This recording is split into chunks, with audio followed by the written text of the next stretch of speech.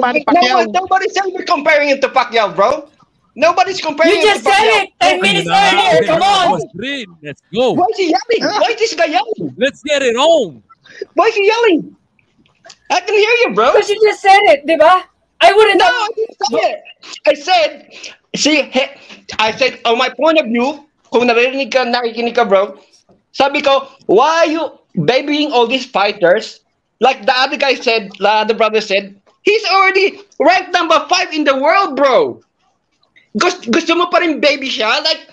Like, how do you know he's not world class, brother? How do you, susubo mo sa kanya palagi yung mga Thailand fighters? And then, anong matututo niya, bro? He's number 5 in the world! Come on, man. Stop, man. Rin, wag ka maghuhubad, ha? Wag ka maghuhubad. Bawal nudity dito. Ay, kanina nasa likod. Nasa likod na kanina si ano eh. I'm comparing Pacquiao to Martin? Come on, brother. Really? You just said it earlier, brother. You said that Pacquiao had that moment against Edwaba. Diba? You were saying that Pacquiao was spirit against Edwaba. Not everyone is Pacquiao. That's my point. I mean, that's my point. Pinalaban siya agad, bro. Lumaban. Why are you babying these fighters, man? He's number 5 in the world, tol. I am not babying Carl Hamilton. What do you want? I think you just want to tap his record. Pagandahin natin record, and then what? Come on, man. Stop. I'm not saying pagandahin yung record niya. Hindi mo alam the fighter. You don't know if ganyan kagaling si Martin, man. You don't even know ganyan sa kagaling, man, in the world stage, brother. Under the lights, man. Stop, man. Gusto mo lang palabanin siya sa alley mall or something or sa barangay or something. Stop, man. How do you know baka mas maganda yung laban niya sa like under the bright lights, tol? Come on, man. He's number 5 in the world. Oh my God. Can you tell me what happened to Mark Magsayo, brother? He was unbeaten before he got pitted to a title shot, di ba? 2 fights natalo si Magsayo and then last time so what? He got his WBC in 3 fights. Who does that, bro? My point is, ikaw na nagsabi 3 fights, di ba? Carl Martin had what? What's your point? What's your point, Don? My point is he hasn't even fight any rated fighter yet. Huh? Pacquiao fight any rated fighters when he went to the States? Magsayo! Dude, again, don't compare Pacquiao, Brad. You don't get the point. Don't compare Pacquiao. This guy's learning. Don't compare Pacquiao. Ikaw nagko-compare sa... Come on, man. Don't compare Pacquiao. Come on, tol. What do you want to do, man? Magpa-drug test na daw kayo, dalawa. You know what, tol? Ikaw yung, like, I'm not saying, di ba, ikaw yung, like, some of the fans, Sir, sama mo na sa undercard to, catch weight na lang. Joe Luis, kuha kape. This is boxing, tol. Joe Luis. Boxing, tol. So, like, my boss, inaasar ka pa, Jay, Jay's too emotional for amateur. For mature woman. Mature woman ka daw, bro. Oh, come on. Selectable. Let's go, bro. Ano ba kasi yung point ni Drin? Ano ba ang point mo? You can compare Pacquiao to, Kasi ang sinasabi nila, 100 years, right? Kasi. 100 Ako years. gets ko yung point ni Drin eh. Pacquiao, right? Ako gets ko yung point ni Drin. Ang ibig sabihin lang kasi ni Drin, hindi porke nakikita na natin ang potential kagad yung bata is yung, kumbaga, isusuong na kagad natin sa gera. Parang ganun eh. Parang ganun ang nakikita ko sa pinapoint niya, which is, parang ang gusto niya, intahin muna nating mahinog talaga. Ilaban pa. Kumbaga parang may mga chon up fights ba, parang ganun. Kaya lang bro, kasi problema, nandun na kasi siya sa battle eh.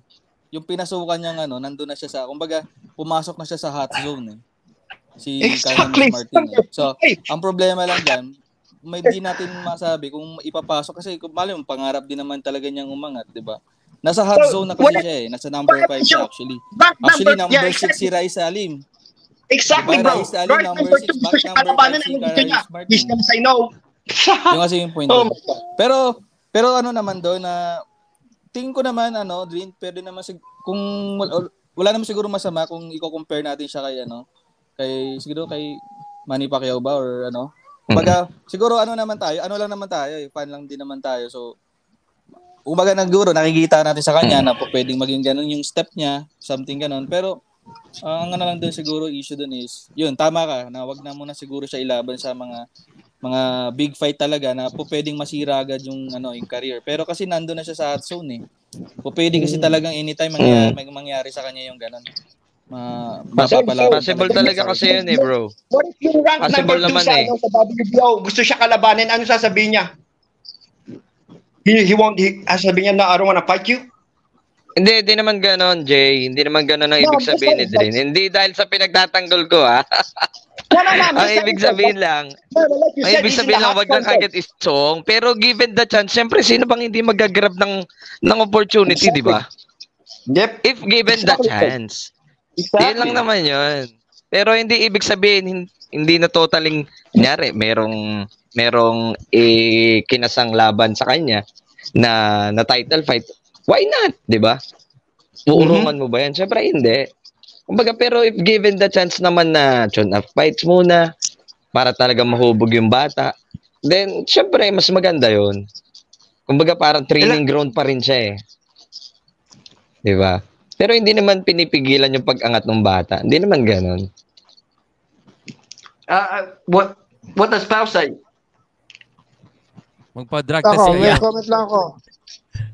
Okay. Number 5. Ikaw number 5, Pao. Lalaban ka sa baba o alaban ka sa taas? Tanda mo, Ideally, ang goal lahat ng ang goal lahat ng boksingero, mag-world. Yeah. That's why I answered. Ideally, you want to fight someone on the top. But it doesn't always happen. Like for example, yung Casimero, lumalaban sa baba. Para lang mas makarelate tayo. Activity fight. Correct. Para hindi ka mawala sa ranking. Pangalawa, yung sinasabi natin na laban siya sa number 2 bago kayo mag-away-away, food for the thought lang yun. Hindi natin alam kung maglalaban ba o hindi nag-aaway na kayo. Yes, so, yun nga eh. Masyado lang naging emotional kagad yung palitan eh. Chill lang kayo. Wala pa. Hindi pa nga naikakasal. Naglalaban na kayo. Oo. Kaya nga sabi ko, bro, if given the chance, why not, di ba? I'm chill when someone's yelling, man. What do you want me to do? The fuck? Kasi kailangan sumigaw. I'm chill, mate. Can't you can't see how chill I am? Fuck, man. It's passion. Alam ni Boss Pao yan. Passion. Passionate ako. Okay. Nah, I don't know. Parang ano lang yan. If you guys remember Charlie Edwards against Casimero. Diba? Everyone was saying Charlie Edwards was too raw. But give me all this boxing because I watch this too.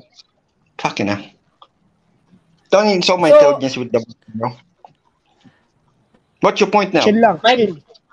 What's your point now? And tol, yung sinabi mo like ba't pinatagal ni Mayweather and Pacquiao yung naglaban sila yung 7 years ago and baka sinasabi mo tatalo ni Pacquiao? No, bro. Fucking Mayweather would have beaten him that time anyway. Just on me. Wow. That's on me.